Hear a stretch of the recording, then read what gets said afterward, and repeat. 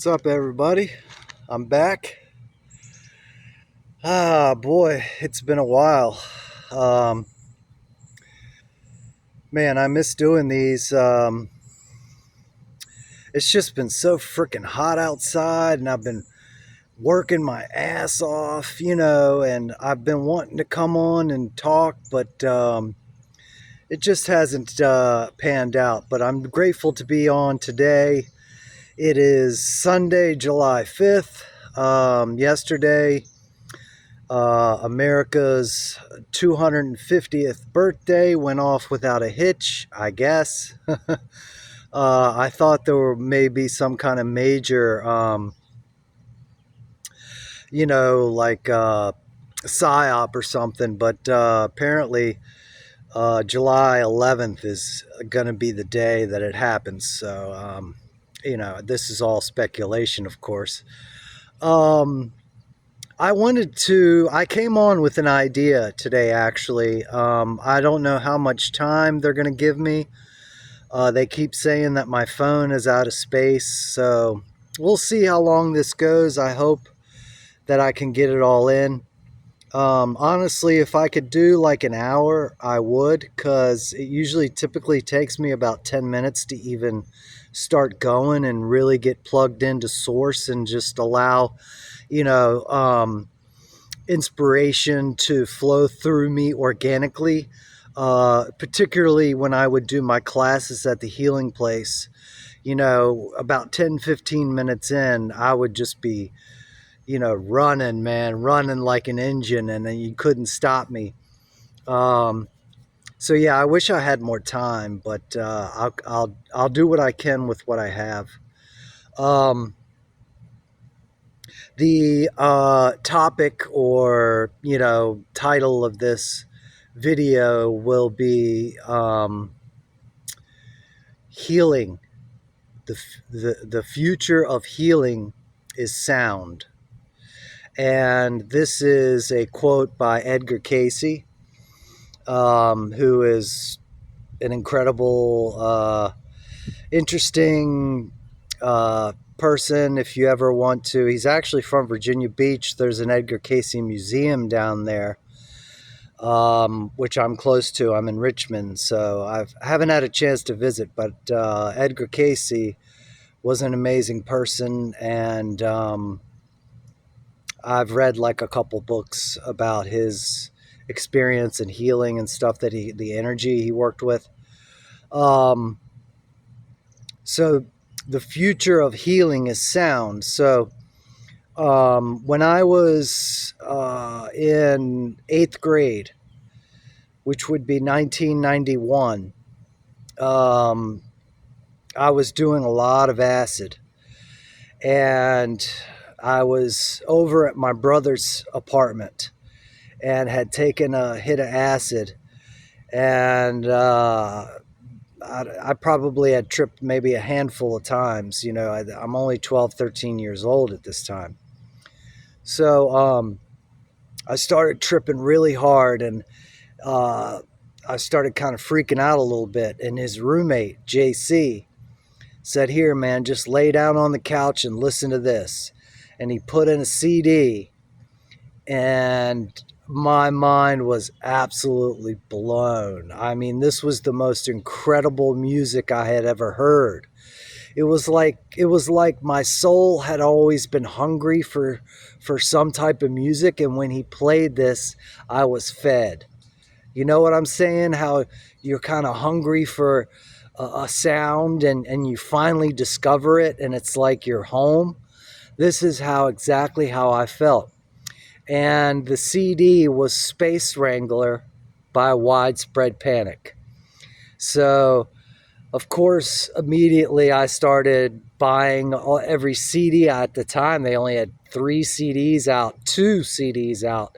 Space Wrangler, self-titled, and then Every Day came out very shortly after that. So, of course, I jumped head first. Panic pulled me in, man. I'm telling you, the first show that I caught was at Trax in Charlottesville, on July 3rd, 1992. And some good buddies of mine from Freeman High School, we all drove up there and caught Widespread Panic, my first show at Trax in Charlottesville. It was $5 to get in. And the next day, July 4th, they were playing at Browns Island with the Dave Matthews Band opening up for Widespread Panic, which I was tripping balls at that show in the front. You know, in the 90s, I was always at the front, you know, just slamming the stage with my hands, doing the bongos and bouncing my head and just dancing like you wouldn't believe, man. Some of the most incredible experiences I've ever had were Widespread Panic shows. And I connected with the music so much. You know, it was just like the whole scene, you know, it was just like a whole different world, a whole different experience, a whole different vibe, a whole different energy of the whole, you know, it was, you can't put it into words. It's ineffable. Okay. So let me make this point is there has been, in 1996, I did almost the whole tour, like 142 shows in 42 states. I've been to over almost 300 Widespread Panic shows now. And, you know, Michael Hauser, unfortunately, you know, the lead guitarist passed away in 2002 of pancreatic cancer.